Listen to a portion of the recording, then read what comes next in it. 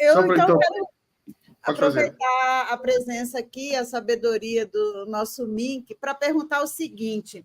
Mink, a crise climática é uma emergência posta e que eu tenho, como cidadã e como jornalista que acompanha também essa questão da sustentabilidade, eu tenho uma angústia muito grande porque o tempo da política ele é diferente do tempo da realidade.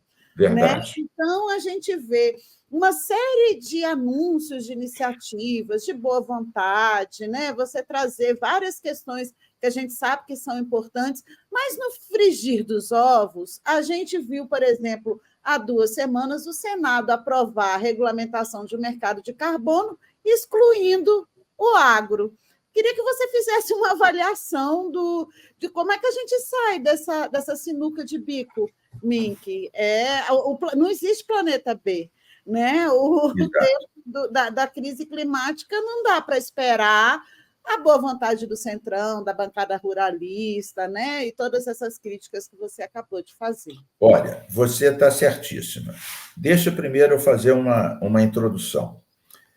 Durante algum tempo, uma parte dos ambientalistas não entendia bem essa história do mercado de carbono. Achava que mercado de carbono era o direito de poluir se pagasse alguma coisa. E não é isso. Né? Você pega, por exemplo, tem países que têm políticas sérias de redução das emissões, como países europeus, Alemanha, outros países.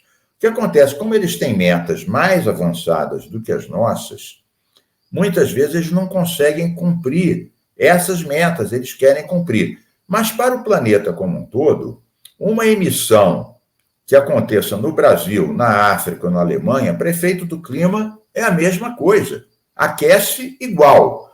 Então, isso para nós é uma oportunidade. Não é para pagar para poluir. É eles reduzirem as emissões e pagarem para quem consegue reduzir mais ainda do que o que se comprometeu, no caso o Brasil, e eles dão um recurso para que isso se viabilize. Vou dar um exemplo para qualquer um entender. Nós acabamos com praticamente todos os lixões aqui no Rio de Janeiro, no nosso período. Todos os grandes em volta da Baía de Guanabara. Os lixões, além de contaminarem solo, lençol freático, Baía de Guanabara, contaminarem crianças e adultos que ficam catando no meio de porco, no meio de urubu, no meio de seringa. Além disso, o metano, que é o gás do lixo, aquece 80 vezes mais que o CO2. Portanto, é um terrível gás de efeito estufa, o metano é o gás do lixo. Muito bem. A gente acabou com os lixões, um aterro em Nova Iguaçu, Adrianópolis, conseguiu crédito de carbono da Holanda para captar o metano. Então, eles, com esse dinheiro, melhoraram a operação do aterro. Agora, por que a Holanda deu dinheiro? A Holanda é um país baixo. O que quer dizer um país baixo? Está lá, no nível do mar. Quando o nível do mar subir, a Holanda vai ser um dos primeiros que vai submergir.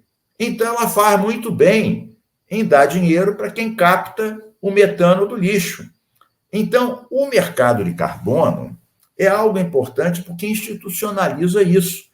Tem setores que conseguem reduzir mais as emissões e tem setores que têm mais dificuldade de reduzir as emissões, né? E podem, sim, no mercado, colocar recursos para reflorestamento, reconstituição ambiental, pegar o metano do lixo e transformar em combustível para automóvel. O metano, dessa maneira, que tem um gás natural que vem com petróleo, é fóssil. Agora, o metano que vem do lixo, nós chamamos de combustível renovável da biomassa. Ele não é um combustível fóssil. Então, você capta esse metano, comprime, purifica e vira... Você pode um carro, um trator, andar com esse gás. Então, você tem toda a razão. Há uma distância. O que aconteceu que eu acho que pode ainda ser consertado? Na verdade, o setor que mais emite é o desflorestamento. Aí sim. Depois é o gado, a pecuária. Depois é a agricultura. Não, desculpe. Então, desmatamento, pecuária, indústria. A agricultura está em quarto lugar. E ela pode até captar mais recursos do que ter que pagar quando o mercado de carbono for institucionalizado. Eu acho que não houve um tempo para dar um prazo para adequação, porque, ao contrário de uma indústria que está sabendo exatamente o quanto ela emite, de onde ela emite, e quanto ela pode reduzir as emissões, por exemplo, mudando um combustível, fazendo cogeração, o calor de um motor aproveitar para gerar energia para uma outra parte, que se chama cogeração na indústria. A agricultura está mais atrasada. Eu acho que a agricultura tem a ganhar com o mercado de carbono. Outra coisa, tem gente que fala que a agricultura é o maior emissor. Não é. O maior é desmatamento, depois pecuária, depois indústria, a agricultura é quarto lugar, eles têm a ganhar com isso. Que quando eles fazem a sua agricultura e, além de tudo, reflorestam, eles vão ganhar crédito. Então, é algo que mais os beneficia do que os atrapalham.